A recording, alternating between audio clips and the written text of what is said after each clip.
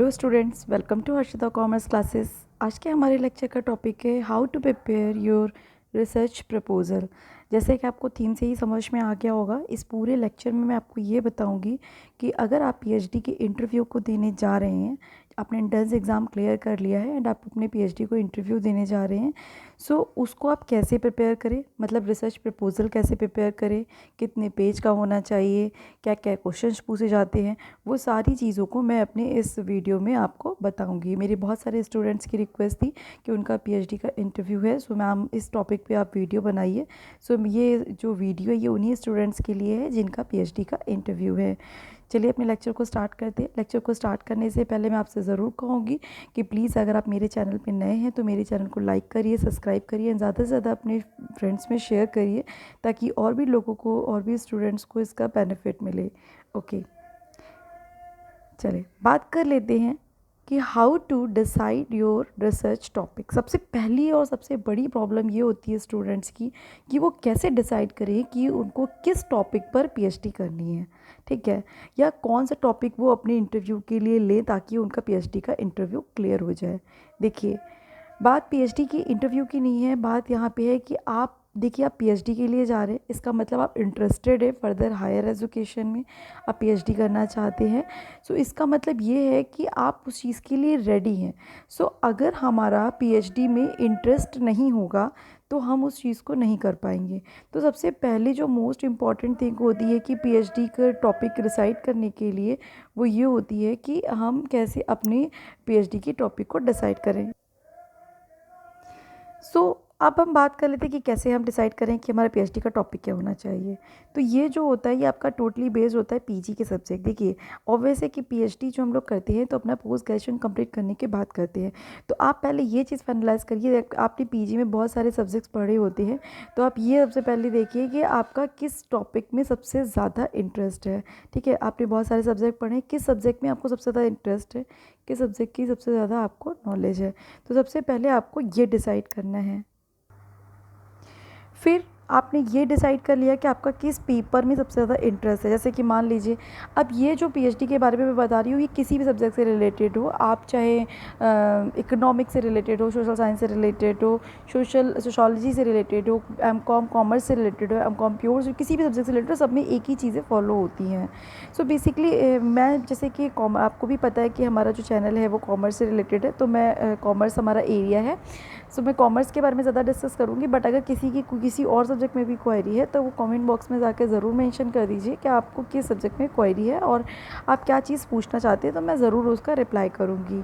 ठीक है। सबसे पहले हमने ये देख लिया स्टूडेंट्स कि हमारी पीएचडी के जो भी सब्जेक्ट्स होते हैं, जैसे मान लीजिए कि हम अप्लाइड इकोनॉमिक्स से हैं तो हमने इकोनॉमिक्स से रिलेटेड और फाइनेंस से रिलेटेड कुछ सब्जेक्ट्स पढ़े हैं। अब हमने ये देखा कि हमारे किस में हमने सबसे ज़्यादा स्कोर किया है, किस सब्जेक्ट में, तो जिसमें हमने स्कोर किया है या फिर जिस सब्जेक्ट में हमारी सबसे अच्छी नॉलेज है।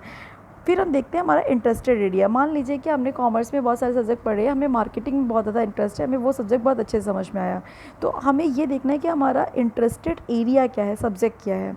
अब जब हमने ये देख लिया कि हमारा इंटरेस्टेड एरिया क्या है, सब्जेक्ट क्या है, आप ये भी चेक करो एक बार कि check your department thrust area. देखिए, पर्टिकुलर हर एक डिपार्टमेंट, आप किसी भी यूनिवर्सिटी से पीएचडी करो, उनका एक थ्रस्ट एरिया होता है कि मतलब वो इन टॉपिक्स पे पीएचडी कराते हैं। आप जब भी अपनी साइट पे जाते हो जिस भी यूनिवर्सिटी की, वहाँ पे आप जाइए और आप वहाँ पे थ्रस्ट एरिया को सर्च करिए पर्टिकुलर डिपार्टमेंट में जाके। जब डिपार्टमेंट में जाएंगे, सो एलयू में है, एलयू में सारे डिपार्टमेंट में है।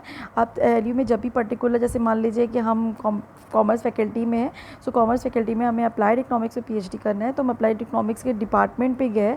जब अप्लाइड इकोनॉमिक्स खोलोगे तो वहाँ पे थ्रस्ट एरिया आएगा, तो वो टॉपिक्स आपको शो होगा कि आपके किन की टॉपिक्स में पीएचडी, मतलब वो डिपार्टमेंट जो है पर्टिकुलर उस पर कराता है। सो आप ये भी मैच कर लीजिए कि आप जिसमें इंटरेस्टेड है वो थ्रस्ट एरिया डिपार्टमेंट में है या नहीं है।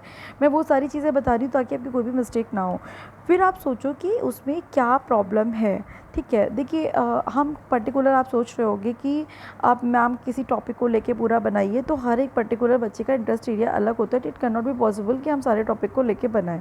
हम फॉर एग्जांपल ले सकते हैं, जैसे मान लीजिए कि मेरा बैंकिंग में इंटरेस्ट है, अब बैंकिंग एरिया है, बैंकिंग में पीएचडी हमें करनी है।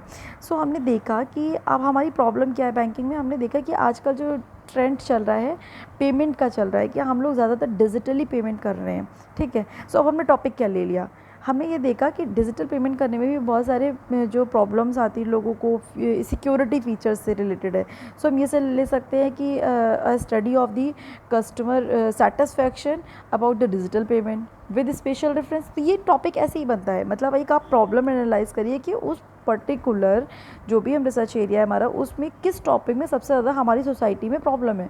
देखिए हम पीएचडी करते हैं टॉपिक, जैसे मान लीजिए किसी भी टॉपिक पर पीएचडी की, तो पीएचडी का मतलब ये होता है कि हमारी जो रिसर्च है वो हमारी सोसाइटी के लिए कितनी हेल्पफुल रहेगी, ठीक है, इसीलिए तो हम करते हैं। सो हमें ये देखना है सोसाइटी के पॉइंट ऑफ व्यू से कि कहाँ पे प्रॉब्लम है, कहाँ पे लोगों को फेस करने में प्रॉब्लम हो रही है, तो उस चीज़ पे रिसर्च करें, उस चीज़ को डीप पे पढ़ें और उस प्रॉब्लम को सॉल्व करें। तो ये हमारा एम होना चाहिए। अब बात करते हैं, अगर आपको कोई डाउट है, फिर भी आपको कोई डाउट है कि आप किसी भी टॉपिक से रिलेटेड हम कैसे टॉपिक डिसाइड करें, तो शोध गंगा और शोध गंगोत्री ये दो ऐसी साइट्स हैं जो पीएचडी स्कॉलर्स के लिए एक तरीके से सारी इन्फॉर्मेशन आपको यहाँ पे मिल जाती है। आप शोध गंगा या शोध गंगोत्री पे भी जाके पर्टिकुलर, जैसे कि मान लीजिए हम ट्रेड से रिलेटेड या बैंकिंग से रिलेटेड किसी भी टॉपिक से रिलेटेड पीएचडी करने में इंटरेस्टेड हैं, हम वहाँ पे वो टॉपिक डालें और पीएचडी सिनॉप्सिस या फिर रिसर्च प्रपोजल डाल के सर्च करें, आपको बहुत सारी टाइप की रिसर्चेस आ जाएंगी। रिसर्च प्रपोजल, रिसर्च सिनॉप्सिस के नाम से आ जाएगा, आप डाउनलोड करिए। आप वहाँ पे भी देख सकते हो कि लोगों ने किस तरीके से अपने सिनॉप्सिस को बनाया है, ठीक है। तो आपका एक जो बेस होता है कि आप इस बेस पे तैयार करके अपनी सिनॉप्सिस बना सकते हो, तो आपको एक तरीके से आइडिया मिल जाता है रफली। तो आप इस साइट को भी यूज़ कर सकते हो।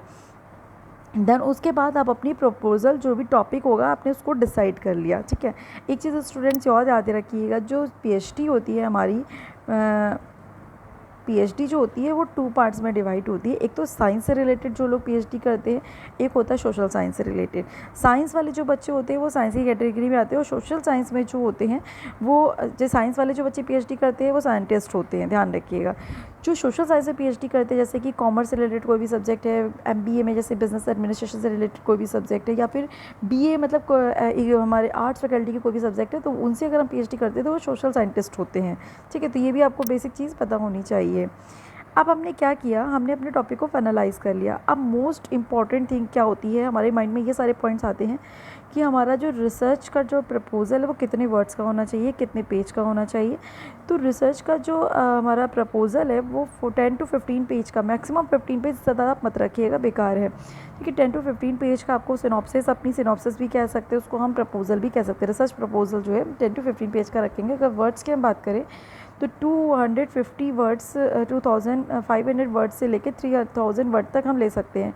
प्रॉपर उसकी फॉर्मेटिंग करनी है, आपको ध्यान रखिएगा। अगर आप पीएचडी के इंटरव्यू को देने जा रहे हैं, तो जो भी आपने प्रपोज़ल बनाया है, ये तो आपको बनाना ही बनाना है, 10 to 15 to 10 पेज। उसके अलावा आपको एक पीपीटी भी तैयार करनी है। पीपीटी 10 to 15 स्लाइड्स की तैयार करनी है, जिसमें इंट्रोडक्शन, मतलब आपका कवर पेज एक तरीके से इंट्रोडक्शन पार्ट होगा। पूरी 10 से 12 स्लाइड तैयार कर लीजिएगा, क्योंकि मोस्टली यूनिवर्सिटीज़ में जो पीएचडी का इंटरव्यू होता है वो पीपीटी पे बेस्ड होता है। मतलब आप रिसर्च प्रपोजल तो आके पैनल में दे देंगे, बट आपको जो प्रेजेंटेशन देना होगा वो अपनी पीपीटी प्रेजेंटेशन देना होगा। तो मेक श्योर कि आप अपने रिसर्च प्रपोजल से रिलेटेड एक पीपीटी भी तैयार कर लें, 10 से 12 स्लाइड का, उसको पेन ड्राइव में सेव कर लें। प्लीज़ स्टूडेंट्स, जब भी आप पीएचडी का इंटरव्यू देने जा रहे हैं, अपने सारे डॉक्यूमेंट्स को चेक कर लें। जितनी भी डॉक्यूमेंट है उसका एक सेट बना के, फोटोकॉपी बना के 2 सेट ले जाए। अपने पीएचडी प्रपोजल का 2 सेट ले जाए, एक आप पैनल को देंगे और एक आप अपने हाथ में पकड़ेंगे, ताकि आपको समझाने में कोई भी प्रॉब्लम ना हो। पैनल में 7 से 8 लोग होते हैं, तो नर्वस होने की ज़रूरत नहीं है। आप समझ लीजिए जैसे कि आप अपने कॉलेज में वाइवा आप लोगों ने एमकॉम में इतनी बार दिया है, वैसे ही आप वहाँ पे दे रहे हैं। नर्वस बिल्कुल भी मत होइएगा, ठीक है। नर्वस हो जाएंगे तो आप घबरा जाएंगे और आप रिस्पॉन्स जो है वो गलत करेंगे। बिल्कुल भी आप ये समझिए कि आप एमकॉम का, जस्ट लाइक एमकॉम वाइवा, आप एमकॉम का वाइवा दे रहे हो और आपके सब कॉलेज के टीचर बैठे हैं, ठीक है। अब हमने ये तो बात जान ली कि हमारा पीएचडी के जो रिसर्च प्रपोजल वो कितने पेज का होना चाहिए, कितने वर्ड्स का होना चाहिए। प्रॉपर फॉर्मेटिंग कर लीजिएगा और हमें पीपीटी तैयार करना है। अब हम बात करते हैं कि पीएचडी का जो भी हम रिसर्च प्रपोजल बनाते हैं उसमें कितने स्टेप्स, मतलब क्या क्या चीज़ें हमें लिखना होता है। तो ये हमारा स्टेप्स होता है। सबसे पहले होता है हमारा title of the research proposal. आपने रिसर्च प्रपोजल का टाइटल पीछे डिसाइड कर लिया। एब्स्ट्रैक्ट, सबसे पहले हमें एब्स्ट्रैक्ट लिखना होता है। सो स्टूडेंट्स, आप ये ध्यान रखिएगा, सबसे पहले आपने टाइटल लिखना है, फिर उस टाइटल पर अब्स्ट्रैक्ट लिखना है। अब्स्ट्रैक्ट क्या होता है? एक समरी होती है, जो भी आपने पूरा रिसर्च प्रपोजल जो मतलब आप ये सारे स्टेप्स में बताओगे उसकी एक समरी होती है जो आपको अपने अब्स्ट्रैक्ट में लिखनी होती है। इंट्रोडक्शन लिखना होता है, रिव्यू ऑफ लिटरेचर या फिर लिटरेचर रिव्यू लिखना होता है, objective of the study and research methodology and tentative chapter plan, bibliography and references. तो ये स्टेप्स होते हैं जो भी हम अपने रिसर्च प्रपोजल को बनाते हैं, तो ये सारी चीज़ें हमें अपने उसमें लिखनी होती। ध्यान रखिएगा स्टूडेंट, सबसे ज़्यादा जो आपसे क्वेश्चन इंटरव्यू में पुटअप होंगे रिसर्च मैथडोलॉजी से पुटअप होते हैं, सबसे ज़्यादा ऑब्जेक्टिव से पुटअप होते हैं। ठीक है, ये दो चीज़ें ऐसी हैं जिससे आप सबसे ज़्यादा क्वेश्चन पुटअप होंगे। सबसे पहले आपसे यही क्वेश्चन पूछा जा सकता है कि आप पीएचडी क्यों करना चाहते हैं। ठीक है, एंड आपने पीएचडी का जो टॉपिक लिया है वो यही टॉपिक क्यों लिया है, और ये जो दो टॉपिक्स हैं आपके, जैसे कि objective of a study and research methodology, ये 4 क्वेश्चंस हैं जो हर एक इंटरव्यू में हर एक रिसर्चर से पूछे जाते हैं। तो आप बहुत ही सिंपल वे में रिप्लाई करिए। जैसे कि आपसे पूछा जाता है कि आप पीएचडी क्यों करना चाहते हैं, सो आप ये बता सकते हैं। देखिए, जब हम पीएचडी करते हैं दैट मीन्स क्या, हमें उस सब्जेक्ट में इंटरेस्ट होता है। तो आप ये बोल सकते हैं कि भाई हमने एमकॉम में इतने सारे सब्जेक्ट पढ़ी, इन पर्टिकुलर इस सब्जेक्ट में हमें बहुत ज़्यादा इंटरेस्ट था, इस सब्जेक्ट में हमको हमें सबसे ज़्यादा मतलब डीप में जानने का इंटरेस्ट था। एंड मैंने देखा कि इस मतलब कि पर्टिकुलर इस टॉपिक में हमारी सोसाइटी में प्रॉब्लम है, तो मुझे लगा कि मुझे इस सब्जेक्ट पे डीप में रिसर्च करनी चाहिए। एंड जो हमारी सोसाइटी को ये जो प्रॉब्लम है उसको भी अपने रिसर्च के थ्रू सॉल्व करना चाहिए, ताकि सोसाइटी के लिए जो हमारी प्रॉब्लम है वो हेल्पफुल रहे। देखिए, जो भी हम रिसर्च करते हैं वो हमारी सोसाइटी के लिए होती है, पर्टिकुलर हमारे लिए नहीं होती है। हम रिसर्च करते हैं, बस उसका इम्पैक्ट हम फाइंड करते हैं ना कि हमारी सोसाइटी के लिए वो कितनी यूज़फुल है। तो ये चीज़ ध्यान रखिएगा, जो आपके जो जवाब को बहुत ही इंटरेक्टिव बनाता है। दूसरी चीज़ होती है कि आप पीएचडी क्यों करना चाहते हैं, तो ये तो आपने बता दिया कि हम ये किस लिए करना चाहते हैं, प्लस हमारा इंटरेस्ट है हायर एजुकेशन में। हम अब बात आती है पीएचडी का, हमने ये टॉपिक क्यों लिया। तो ये टॉपिक क्यों लिया, दैट मीन्स कि हमारा इसमें सिंपल इंटरेस्ट है, इसलिए हमने ये टॉपिक चूज़ किया है। फिर बात कर रहे थे अपने ऑब्जेक्टिव। ऑब्जेक्टिव क्या होता है, रिसर्च जो भी प्रॉब्लम्स होती हैं उस पर्टिकुलर टॉपिक में, उसी को हम ऑब्जेक्टिव बनाते हैं। रिसर्च मैथडोलॉजी, ये जो 4 क्वेश्चंस जो है वो आपसे ज़रूर पूछे जाएंगे स्टूडेंट्स, तो इनको आप अच्छे से प्रिपेयर करके जाइएगा।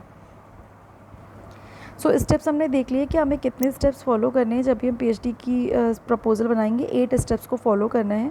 सो चलिए अपने पीएचडी के टॉपिक को स्टार्ट करते हैं। So now start research proposal, get ready for the PhD interview. Okay, सबसे पहले बात करते हैं कवर पेज की। जो पीएचडी का हमारा प्रपोजल का कवर पेज होता है उसमें क्या क्या चीज़ें हम लिखते हैं, ये हमारे माइंड में बहुत सारे डाउट्स होते हैं कि हमें कैसे प्रपोजल बनाना है, क्या क्या चीज़ें लिखना है। फॉर एग्जांपल, अगर हम लखनऊ यूनिवर्सिटी का पीएचडी का इंटरव्यू देने जा रहे हैं, सबसे पहले लिखेंगे अ रिसर्च प्रपोजल ऑन, यहाँ पे देखिए टाइटल नेम लिखा है, जो भी आपका टाइटल होगा पीएचडी का, ठीक है, वो आप टाइटल नेम यहाँ पे लिखोगे। Submitted to the department name, मान लीजिए आप कॉमर्स के हैं, आर्ट्स के, किसी भी डिपार्टमेंट के, आर्ट्स के हैं तो आर्ट का जो डिपार्टमेंट होगा पर्टिकुलर, आर्ट तो फैकल्टी हो गई, आर्ट्स में पर्टिकुलर आप होम साइंस डिपार्टमेंट के, एजुकेशन डिपार्टमेंट के, तो डिपार्टमेंट का नेम, फैकल्टी का नेम। फैकल्टी मान लीजिए जैसे कॉमर्स है, कॉमर्स में हमारी 3 डिपार्टमेंट आते हैं, applied economics, commerce and business administration. तो यहाँ पे फैकल्टी में क्या जाएगा, कॉमर्स जाएगा। डिपार्टमेंट में क्या जाएगा, मान लीजिए हम अप्लाइड इकोनॉमिक्स में, तो अप्लाइड इकोनॉमिक्स चला जाएगा। यूनिवर्सिटी ऑफ लखनऊ और डॉक्टर ऑफ फिलॉसफी। सो ये इतनी चीज़ें हमने मेंशन कर दी इन सब्जेक्ट। जैसे कि हमने अभी आपको बताया कि हम अप्लाइड इकोनॉमिक्स पे कर रहे हैं तो अप्लाइड इकोनॉमिक्स आ गया, होम साइंस में कर रहे हैं होम साइंस आ गया, कॉमर्स में कर रहे हैं कॉमर्स आ गया। यहाँ पे जिस भी यूनिवर्सिटी में आपसे आप कर रहे हैं, मान लीजिए लखनऊ यूनिवर्सिटी से कर रहे हैं तो लखनऊ यूनिवर्सिटी का लोगो लगा दीजिए। किसी भी यूनिवर्सिटी से कर रहे हैं उस यूनिवर्सिटी का लोगो ज़रूर लगाइए, बहुत ही इंप्रेसिव होता है ये। एंड लास्ट में आप बाय द नेम, अपना नेम लिखिए, कोई रजिस्ट्रेशन नंबर अगर आपको at the time of the admit card आपको कोई भी रजिस्ट्रेशन नंबर इशू हुआ तो वहाँ पे रजिस्ट्रेशन नंबर लिख दीजिए, यूनिवर्सिटी ऑफ लखनऊ लिख दीजिए और ईयर लिख दीजिए। जैसे मान लीजिए आप 2020 में सबमिट कर रहे हैं तो 20 वाला आप यहाँ पे ईयर लिख लोगे। तो ये सारी चीज़ें आपको लिखनी होती है। ध्यान रखिएगा स्टूडेंट, कवर पेज होता है वेरी वेरी इंपॉर्टेंट होता है, यही बहुत ही इंप्रेसिव होता है क्योंकि यहाँ पे एक किसी भी पर्सन को आपके बारे में सारी इन्फॉर्मेशन मिल जाती है। ठीक है, सो अगर कोशिश करिए अगर आप इसको कलर्ड प्रिंट में निकाल सकते तो कलर्ड निकालिए। ठीक है, एंड एक कॉपी कलर्ड निकालिए जो कि आपको पैनल को देनी है। ठीक है, और बाकी अपने पास आप फोटोकॉपी भी उसकी जो है वैसे आप ब्लैक एंड वाइट भी रख सकते हो। बात कर लेते हैं, पहला स्टेप होता है हमारा अब्स्ट्रैक्ट। अब्स्ट्रैक्ट स्टार्ट होता है। अब्स्ट्रैक्ट क्या होता है, रिसर्च प्रपोजल की समरी होती है। अब्स्ट्रैक्ट को हमें 250 वर्ड से लेके 300 वर्ड्स तक लिखना होता है। 3 स्मॉल पैराज में लिखना होता है इसको। या ध्यान रखिएगा। एंड मेन पॉइंट क्या क्या लिखने होते हैं, बैकग्राउंड लिखना होता है थोड़ा सा, आपने जो भी टॉपिक लिया होता है करंट स्टेटस, हमें ये देखेंगे कि क्या करंट स्टेटस है, अगर उसका कोई साइट पे डेटा अवेलेबल है कि इतने % लोग इतना यूज़ कर रहे हैं तो अगर आप डाल सकते हो अच्छी बात है, वरना अपने ऑब्जेक्टिव डालिए, बैकग्राउंड डालिए, ऑब्जेक्टिव डालिए, एंड रिजल्ट आप क्या फाइंड करना चाहते हो वो डालिए। कीवर्ड्स डालने होते हैं। कीवर्ड्स क्या होता है, जैसे कि मैंने पूरा पैरा लिखा है जो वर्ड सबसे ज़्यादा यूज़ हो रहे हैं, जैसे मैंने अपने बैंकिंग का यूज़ किया, डिजिटल बैंकिंग पे हम करना चाहते हैं तो डिजिटल बैंकिंग में ऑनलाइन बैंकिंग ज़्यादा वर्ड आ रहा है, जो वर्ड सबसे ज़्यादा बार रिपीटेड होते हैं वो वर्ड्स हम यहाँ पे लिख दें, जैसे कि हमने डिजिटल बैंकिंग लिख दिया, कस्टमर लिख दिया, या फिर जो भी वर्ड्स आ रहे हैं, या फिर ऑनलाइन बैंकिंग लिख दिया, मोबाइल बैंकिंग लिख दिया, डिमोनेटाइजेशन लिख दिया, जो हमारे पूरे रिसर्च प्रपोजल में वर्ड्स जो होते हैं इंपॉर्टेंट होते हैं उनको कीवर्ड्स में लिख देते हैं। नेक्स्ट पार्ट होता है हमारा इंट्रोडक्शन का। इंट्रोडक्शन में हमें सबसे पहले क्या लिखना होता है, अपनी जो भी टॉपिक हमने लिया होता है, जैसे कि मान लीजिए कि हमने बैंकिंग टॉपिक लिया है तो बैंकिंग से रिलेटेड थोड़ी सी हिस्ट्री बताएंगे, उसका बैकग्राउंड बताएंगे, फिर चार्ट के थ्रू हम प्रेजेंटेशन कर देंगे। जैसे कि मान लीजिए कि हमें पता है कि टाइप्स ऑफ बैंक, जो बैंकिंग स्ट्रक्चर है RBI का कितने टाइप्स में डिवाइड है, ठीक है। So private sector bank, public sector bank, तो हम उसको चार्ट में अच्छे से प्रेजेंट कर सकते हैं। हेडिंग सब हेडिंग के थ्रू भी हम अपने इंट्रोडक्शन को डाल सकते हैं। तो इंट्रोडक्शन आप ज़्यादा से ज़्यादा देखिए, पहले मैंने बताया ना कि पूरी PhD की जो प्रपोजल होता है वो 10 to 15 वर्ड्स में लिखते हैं, तो 3 पेज का आप इंट्रोडक्शन, 3 से 4 पेज का आप इंट्रोडक्शन लिख सकते हो, 3 से 4 पेज पे, या 3 पेज मैक्सिमम, ठीक है। उसके बाद आता है आपका लिटरेचर रिव्यू। लिटरेचर रिव्यू का क्या मतलब होता है कि हम जो भी टॉपिक हमने रिसर्च प्रपोजल का लिया है उस पर हमसे पहले कितने लोग PhD मतलब कि रिसर्च कर चुके या कर रहे हैं, ठीक है, तो उनका एक रिव्यू कर लेना ताकि हमको ये पता चल जाए कि रिसर्च गैप कहाँ पे है, मतलब हमने जो टॉपिक लिया है वो कितना अलग है, या फिर क्या चीज़ उसमें नहीं है, मतलब क्या चीज़ अलग है लोगों से जो और लोगों ने नहीं की है। जैसे कि मान लीजिए हम बैंकिंग पे स्टडी कर रहे हैं, अब बैंकिंग में कस्टमर अडॉप्शन पे हमने लिया कि कस्टमर जो सेटिस्फेक्शन, मान लीजिए customer satisfaction about the e-payment system. अब ई-पेमेंट सिस्टम पे बहुत सारे लोगों ने स्टडी की है। अब हमने एक नया टॉपिक क्या ले लिया कि हमने यूपी पे हम स्टडी कर रहे हैं। अपने टॉपिक को ध्यान रखिएगा स्टूडेंट, जितना आप नैरो कर सको, ठीक है। हमने टॉपिक लिया ऑनलाइन मतलब digital banking payment system, customer satisfaction लिया। कस्टमर सेटिस्फेक्शन हम इंडिया पे भी ले सकते हैं, तो ये टॉपिक हमारा बहुत बड़ा हो गया। इंडिया में मतलब सब स्टेट्स की हमें बात करनी, हमने नैरो किया, हमने यूपी पे आ गए। अब यूपी पे को भी हमने और नैरो किया, हमने सेंट्रल यूपी ले लिया। सेंट्रल यूपी को भी हमने और नैरो किया, हमने 2-3 क्या कर लिए, एक सिटी ले लिए। तो अपने टॉपिक को जितना आप नैरो करोगे उतना ही आपके लिए अच्छा रहेगा, क्योंकि आप उतनी ही स्पेसिफाइड हो जाओगे आपकी पर्टिकुलर इस टॉपिक पे आपको PhD करनी है, ठीक है। तो ये चीज़ ध्यान रखिएगा। टॉपिक को बहुत बड़ा लेने की ज़रूरत नहीं है कि बहुत आप इंटरनेशनल लेवल पे करिए, मैं ये नहीं कह रही हूँ कि मत करिए, उस पर भी करिए, पर टॉपिक को आप अच्छे से समझ लीजिए, ठीक है। तो ये चीज़ ध्यान रखिएगा। फिर बात हो रही है लिटरेचर रिव्यू की। लिटरेचर रिव्यू को आप बुक से भी कर सकते हो, रिसर्च पेपर, रिसर्च आर्टिकल, बहुत सारे रिसर्च आर्टिकल उस टॉपिक से रिलेटेड जितने भी आर्टिकल्स हैं आप उनको डाउनलोड करिए, देखिए उन राइटर्स ने क्या कहा है, उन्हीं के बारे में आपको इसमें लिखना होता है। एक छोटे पैरा में, एक पेज में आप 3 से 4 3 लिटरेचर रिव्यू लिख सकते हो मैक्सिमम। 2 या 3 पेज का आप लिटरेचर रिव्यू करो, ठीक है। एंड स्टूडेंट ध्यान रखिएगा, जो भी आप लिटरेचर रिव्यू कर रहे हैं उसकी प्रॉपर रेफरेंसिंग करिएगा, और रेफरेंसिंग आपको लास्ट पेज पे ज़रूर बतानी है। इसीलिए मैं कह रही हूँ शोध गंगा या शोध गंगोत्री पे जाके आप एक बार सर्च करोगे, बहुत सारे रिसर्च पे प्रपोजल और रिसर्च जो भी हमारी सिनॉप्सिस है उसका आ जाएगा, आप वहाँ से डाउनलोड कर सकते हो अपने टॉपिक से रिलेटेड, ठीक है। सो आपको ईजिली मिल जाएगा। नेक्स्ट ले लेते हैं ऑब्जेक्टिव ऑफ अ स्टडी। ये वेरी इंपॉर्टेंट है कि आपका जो टॉपिक है उसमें आपने क्या ऑब्जेक्टिव लिए हैं, ऑब्जेक्टिव कैसे बनते हैं, जो भी हमारी रिसर्च प्रॉब्लम होती है, ठीक है। अब मेन पार्ट क्या होता है, मेन पार्ट जो होता है हमारा यही होता है कि हम ज़्यादा ऑब्जेक्टिव ना लेकर के हम स्पेसिफाइड 4, 5, 6 ऑब्जेक्टिव हमने ले लिए अपने रिसर्च PhD से रिलेटेड, ठीक है। फ्रेम कर लीजिए कि आप ये प्रॉब्लम है, आप इन मतलब कि ये हमारे ऑब्जेक्टिव हो गए। अब जैसे कि मान लीजिए फॉर एग्जांपल हमने बैंकिंग पे लिया है, तो सबसे पहले to find the fundamental concept of the banking, हमने पहले fundamental concept of the banking हमने ये ऑब्जेक्टिव ले लिया। फिर हमने ये ले लिया कि to find the customer satisfaction about the digital payment system, ठीक है। ये फिर हमने मतलब कि हमने सोशल फैक्टर्स ले लिए, जेंडर वाइज, एज वाइज, ठीक है, और education wise, income wise customer कितने सेटिस्फाई हैं। सो सोशली हमने सोशो इकोनॉमिक फैक्टर्स हमने ले लिए। तो इस तरीके से भी हम अपने ऑब्जेक्टिव को फ्रेम कर सकते हैं। नेक्स्ट हमने ले लिया कि रिसर्च मेथडोलॉजी, ये वेरी वेरी इंपॉर्टेंट पार्ट है आपकी रिसर्च का। इसमें पहले आता है आपका रिसर्च डिज़ाइन, कि आपका रिसर्च डिज़ाइन कैसा होना चाहिए, कौन कैसे आप रिसर्च डिज़ाइन ले रहे हैं। हाइपोथेसिस आप फ्रेम कर सकते हो। हाइपोथेसिस क्या होता है, टेंटेटिव, एक हमारा एक इमेजिनेशन होता है कि ये हो सकता है, ठीक है। पॉपुलेशन या फिर सैम्पल स्टडी, हम सैम्पल कितने ले रहे हैं, जैसे कि मान लीजिए हम स्टडी कर रहे हैं तो हमारा सैम्पल साइज़ क्या है। हम हमने यूपी, अभी मैंने बात की कि हमने मान लीजिए यूपी पे हमें स्टडी करना है, तो जो भी हम पर्टिकुलर टॉपिक लिया है उसकी पॉपुलेशन कितनी है, उस पर्टिकुलर टॉपिक से रिलेटेड पॉपुलेशन कितनी है, मतलब कितने ऐसे कस्टमर्स हैं जो डिजिटल पेमेंट सिस्टम को यूज़ कर रहे हैं। तो हमें सबसे पहले पॉपुलेशन फाइंड करनी है। पॉपुलेशन जब हम फाइंड कर लेंगे तो उसी के बेस पे फॉर्मूला एक लगता है सैम्पल साइज़ निकालने का। सैम्पल साइज़ हम उसके बेस पे कैलकुलेट कर लेते हैं। जैसे कि मान लीजिए हमने सैम्पल साइज़ कैलकुलेट करके हमारी पॉपुलेशन जो है वो 4 लाख 5 लाख है, हमने सैम्पल साइज़ फॉर्मूला निकालेंगे, 5% सिग्निफिकेंस लेवल पर हम लोग जो है वो पॉपुलेशन लेते हैं, ठीक है। तो आप 400 या 350 जो है वो सैम्पल साइज़ आ गया।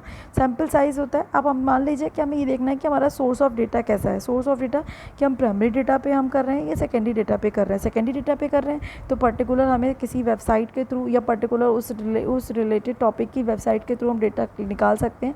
डेटा को अपने अकॉर्डिंग एडिट करेंगे एंड उस पर मैंने एनालिसिस कर दिया।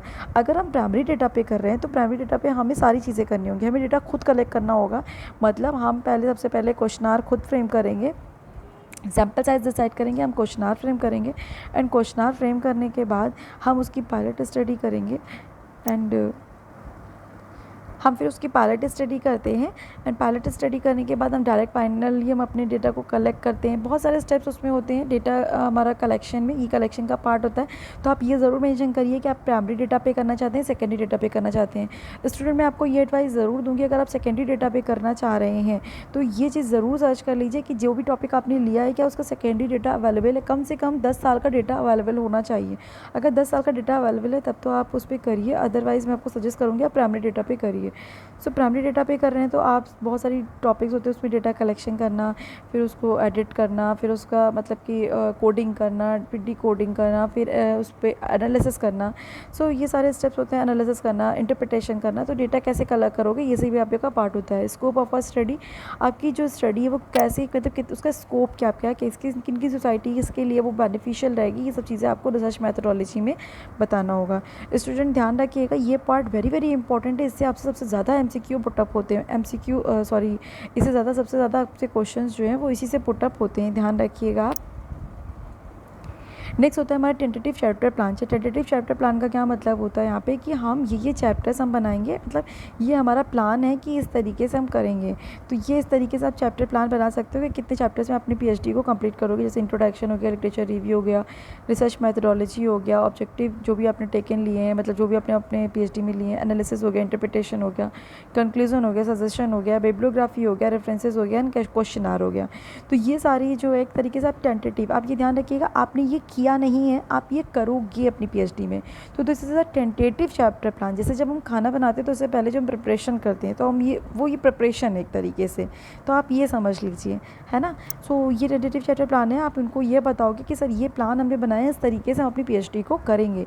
और पर्टिकुलर हर एक चैप्टर में भी आपके एक चैप्टर के आप इसको यूनिट ले सकते हैं, हर एक चैप्टर में भी कैटेगराइज करोगे उसको, वो भी 2 से 3 पार्ट्स में डिवाइड होगा, ठीक है। एंड उसके बाद हमारा होता है बिब्लियोग्राफी या फिर रेफरेंसेस। सो उसको आप अकॉर्डिंग टू सीरियल लिखना होता है। आप बिब्लियोग्राफी में जो भी मान लीजिए आप किसी बुक से आपने पढ़ा, किसी रिसर्च आर्टिकल से पढ़ा, किसी भी वेबसाइट के थ्रू पढ़ा, जहाँ से भी आप पढ़ रहे हो तो आप उसको रेफरेंस में ज़रूर मेंशन करोगे। ध्यान रखिएगा कोई भी चीज़ आपने कहीं से भी ली है तो आप उसको ज़रूर रेफरेंस में मेंशन करिएगा, अदरवाइज़ वो चीज़ फिर प्लैगरिज्म में आ जाती है, ठीक है। तो ये सारी मेन इंपॉर्टेंट चीज़ें थी जो मुझे लगा कि मुझे आपसे शेयर करना चाहिए, जो आपके लिए बेनिफिट होगा आपको इससे बहुत ज़्यादा। तो ये सब चीज़ें आपको स्टूडेंट्स याद रखनी है जब भी आप पीएचडी का इंटरव्यू देने जा रहे हैं। शोध गंगा मैंने आपको फिर भी बताया अभी कि मुझे पर्टिकुलर किसी टॉपिक को लेने की ज़रूरत नहीं है, जो इंपॉर्टेंट चीज़ें थी वो मैंने आपको बता दी हैं अपने इसमें। अब शोध गंगा या शोध गंगोत्री पे जाके अपने टॉपिक से रिलेटेड आप सर्च करोगे तो बहुत सारी पीएचडी की सिनॉप्सिस और प्रपोजल्स आ जाएंगे। आप उनको डाउनलोड करिए, आप उसको देख सकते हैं। अपने इसी जैसे कि मैंने वीडियो में आपको बताया उतने स्टेप्स को फॉलो करके अपने रिसर्च प्रपोजल को ध्यान से बना सकते हैं। आपको ध्यान रखना है जब भी आप रिसर्च मतलब इंटरव्यू देने जाएँ, अपने सारे डॉक्यूमेंट को एक बार प्रॉपर चेक कर लें। कोई भी डॉक्यूमेंट मैंने डॉक्यूमेंट से रिलेटेड भी एक वीडियो बनाया है, आप उसको जाके प्लेलिस्ट में चेक कर सकते हैं ताकि आपसे कोई भी चीज़ मिस ना हो, है ना। तो वहाँ पे बिल्कुल भी नर्वस मत होइएगा, आराम से बताइएगा। आप ये समझिए कि आप एमकॉम का वाइवा दे रहे हैं और ये सारे स्टेप्स को फॉलो करिएगा। मैंने आपको जैसे कि बताया कि 4 क्वेश्चंस आपसे पूछा सकते हैं 4 टॉपिक से पर्टिकुलर। सो आपका पीएचडी का इंटरव्यू बहुत अच्छा होगा। जिन भी स्टूडेंट का पीएचडी का इंटरव्यू आने वाला है उनको ऑल द बेस्ट, आपका इंटरव्यू बहुत अच्छा हो। इंटरव्यू के बाद अगर आपका अच्छे से सिलेक्शन, आई होप कि आप सभी का सिलेक्शन हो, आपको पीएचडी में इंटरव्यू में के बाद उसमें सिलेक्शन मिल जाए। और अगर आपको ये वीडियो हेल्पफुल रहा हो तो प्लीज़ कमेंट बॉक्स में ज़रूर मेंशन करिए कि आपको ये वीडियो कितना हेल्पफुल रहा। अगर आपको किसी और टॉपिक पे लगता है प्रॉब्लम है, आप इस पर भी वीडियो बनाना चाहते हैं तो कमेंट बॉक्स में ज़रूर मेंशन करिए। अगर ये वीडियो आपको अच्छा लगा है तो इसको ज़्यादा से ज़्यादा शेयर करिए, लाइक करिए एंड सब्सक्राइब करिए। Thank you students.